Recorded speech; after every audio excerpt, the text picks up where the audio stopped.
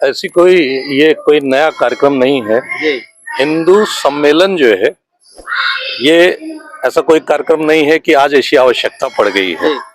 हम लोग जो है इस कार्यक्रम को सदैव से करते आ रहे हैं। अब ये टेक्नोलॉजी का दौर है, आप सारे लोग इकट्ठे हो गए हैं, अब आप लोगों को नया लग रहा है। ये सम्मेलन उस दौर से चल रहा है जब से सनातन संस्कृति रही है, सनातन सभ्यता रही है, तब से ये सम्मेलन चल रहा है। सनातन देखा जाए तो इतिहास गवाह है, सनातन सदियों से चला आ रहा है, लेकिन आज जिस तरीके से हिंदुओं पर अटैक किया जा रहा है, हिंदुओं को टारगेट किया जा रहा है, क्या कहना चाहिए? चुनाव के समय हमारे प्रदेश के मुखिया, हमारे प्रदेश के मुख्यमंत्री परम आदरणीय योगी आदित्यनाथ जी ने कहा था, एक नारा दिया था उन्होंने, बटोगे तो कटोगे। आप जिस परिप्रेक्ष्य में बात कर रहे हैं, मुझे लगता है कि आप बांग्लादेश के परिप्रेक्ष्य में बात कर रहे हैं।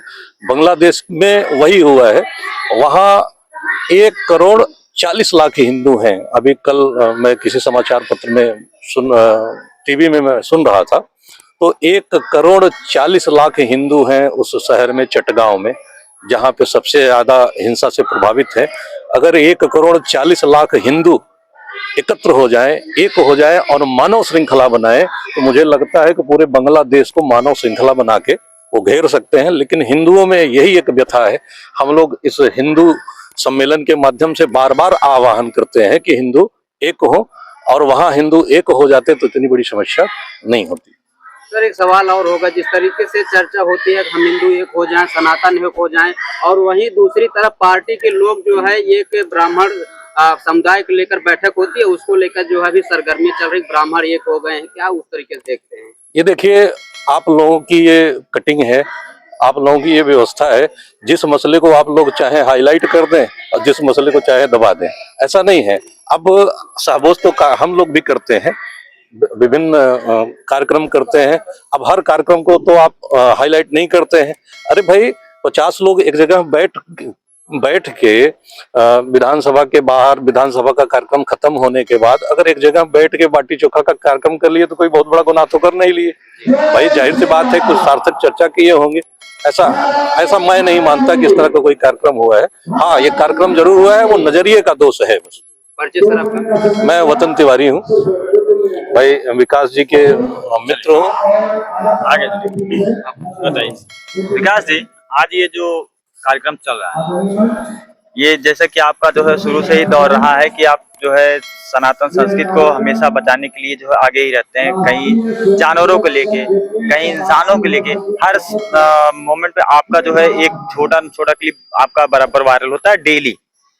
इस पर्पज पे क्या कहेंगे आप? संघ शताब्दी पूरे होने पर जो है यह कार्यक्रम पूरे प्रदेश में ही नहीं पूरे देश में हो रहा है। संघ के 100 वर्ष पूरे हो गए हैं, जगह जगह हिंदू सम्मेलन का कार्यक्रम चल रहा है। उसी परिप्रेक्ष्य में यहाँ पर हिंदू जनमानस को इकट्ठा किया गया है, और यहाँ पर सभी हिंदू समाज के सभी वर्गों के लोग जो है, यानी कि संपूर्ण हिंदू समाज, संपूर्ण सनातनी समाज यहाँ पर इकट्ठा हुआ है। जाति पाति का भेदभाव भूलकर हम सबको एक होना चाहिए, या हम लोग बहुत पहले से कहते चले आ रहे हैं। आज भी वही हम लोगों का जो है नारा है, और सिर्फ इस नारे को नारे के रूप में नहीं लेना है, इस नारे को अपने जीवन में उतारना है। क्योंकि बहुत बड़ी आबादी जो होती है तो कार्यक्रमों में नहीं पहुंच पाती है। तो यहाँ से जो लोग जाएं, अपने गांव में, अपने क्षेत्र में, अपने समाज में जो है उसको मूर्त रूप देने का काम करें, अपने व्यवहार के माध्यम से, अपने जो है दैनिक दिनचर्या के माध्यम से यह बताएं कि हाँ, हम सभी सनातनी एक हैं। और भगवान राम का नाम लेते हैं हम लोग, लास्ट में कहते हैं जय श्री राम। भगवान राम ने जो है सबरी के झूठे बेर खाए थे, निषाद राज को अपने गले लगाया था। जब जिनका नाम लेते हैं, जिनको अपना आदर्श मानते हैं, उन्होंने कभी जातिवाद नहीं किया। तो हम लोगों को जातिवाद के चक्कर में बिल्कुल नहीं पड़ना चाहिए। और उन्होंने एक बात और मैं कहना चाहूंगा, उन्होंने विभीषण को लंका का राजा बनाया। उन्होंने यह नहीं देखा कि यह रावण का भाई है। जरूरी नहीं कि अपने साथ रहने वाला अपने परिवार का ही व्यक्ति अच्छा हो सकता है, हर जगह अच्छे लोग पाए जा सकते हैं। राक्षसों के कुल में भी उन्होंने विभीषण को खोज लिया। एक सवाल और होगा, जिस तरीके से हम हिंदू और सनातनी एक होने का नारा देते हैं और वहीं अभी पट्टी हाल ही में एक पीड़िता के साथ दुष्कर्म किया गया और जिस पुलिस ने उसका मेडिकल कराई उसको जो है इनकाउंटर के तौर पे देखा जाए, उसकी मुठभेड़ भी हुई लेकिन इनकाउंटर नहीं हुआ उसका, लेकिन आज फरार चल रहा है, अभी तक तलाश नहीं कर पाई। हम अपनी पूरी टीम बड़े भाई वतन जी के साथ और ज्ञानेश जी के साथ हम लोग वहां पर गए थे, जो है पीड़ित परिवार के हैं, और वहां पर हम लोग आश्वासन देकर आए हैं कि पुलिस ने जो लीपापोती करी या फिर जो लापरवाही करी, पुलिस के ऊपर कार्रवाई हो गई है। जो कार्रवाई होनी थी प्रशासन के द्वारा कार्रवाई हो गई है, लेकिन उस कार्रवाई से हम लोग संतुष्ट नहीं है। हम लोग आरोपी के ऊपर कार्रवाई चाहते हैं, आरोपी चाहते हैं कि पकड़ा जाए। आरोपी पकड़ा नहीं जाएगा तो हम लोग वहां पर जो है आंदोलन करने के लिए बाध्य होंगे। या मैं प्रशासन को चेतावनी देना चाहूंगा, प्रशासन को मैं चेतावनी देना चाहूंगा कि जल्द से जल्द उस अपराधी को पकड़कर नियम कानून के हिसाब से उसके ऊपर कार्रवाई की जाए, अन्यथा हम लोग संपूर्ण हिंदू समाज, संपूर्ण हिंदू जनमानस इकट्ठा होकर हम लोग आंदोलन के लिए बाध्य होंगे, मजबूर होंगे। जो है हमारी बहन बेटियों के साथ अत्याचार हो रहा है, लव जिहाद की घटनाएं हो रही हैं, 10 साल की बच्ची के साथ कुकर्म हो रहा है, हम लोग बिल्कुल बर्दाश्त नहीं करेंगे। सवाल ये उठता है, कैसे कई बार प्रतापगढ़ जिले में हुआ है जब हिंदू बेटियों पर टारगेट किया जाता है और उसमें पुलिस लापरवाही करती है, और इस तरीके से पुलिस के निगरानी से कैसे फरार हो गया? इसके लिए मैं कहना चाहूंगा कि जो हिंदू समाज है अपनी बेटियों को लव जिहाद का ज्ञान तो अवश्य दे, ये बताएं कि हाँ उनको दोस्ती किनसे करनी है किनसे नहीं करनी है।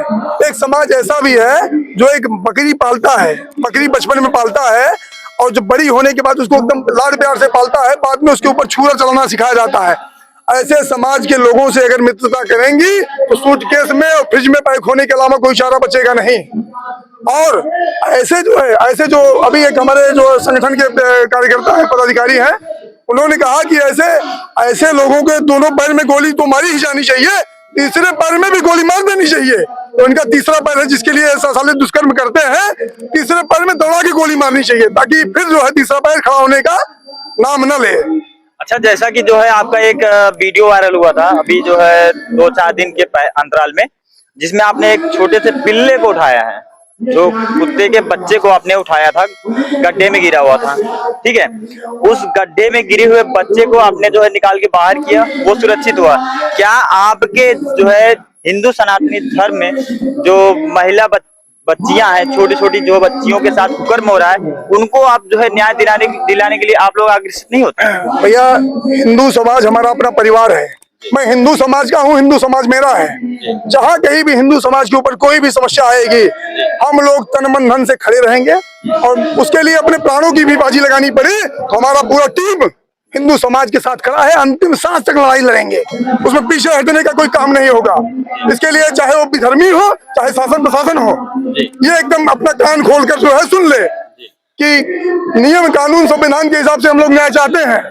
अगर नियम कानून संविधान के हिसाब से न्याय नहीं मिल सका तो हम लोग और भी तरीका जानते हैं, लेकिन सबसे पहले हम लोग नियम कानून संविधान को सर्वोपरि मानते हैं, उसी के हिसाब से न्याय लेना चाहते हैं। ये तो हर बार का जो है सिलसिला रही है, कई बार जो है जनपद प्रतापगढ़ में ऐसी कुकृतियां होती आ रही हैं, लेकिन हर बार यही हो रहा है, हर बार लिपापोती हो रही है, लेकिन उसके बाद भी आप लोग जो है साइलेंट हैं। कुछ राज है या कुछ आप लोग बड़ा सोच रहे हैं? दरअसल ये जो घटनाएं होती हैं वो उनके साथ अधिक होती हैं जो कहते हैं हिंदू मुस्लिम भाई भाई, तो कहते हैं हिंदू मुस्लिम भाई भाई, और अब्दुल को अपने घर पे बिठाते हैं। जब अब्दुल को अपने घर पे बिठाएंगे जो है तो उनकी बहन बेटी पर पूरी नजर, वो तो अपनी बहन को भी बहन नहीं मानते भाई।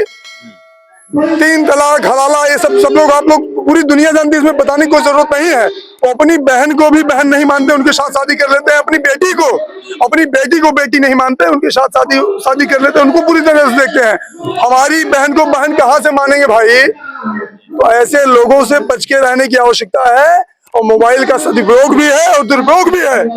हमें अपने बच्चों पर ध्यान देने की आवश्यकता है।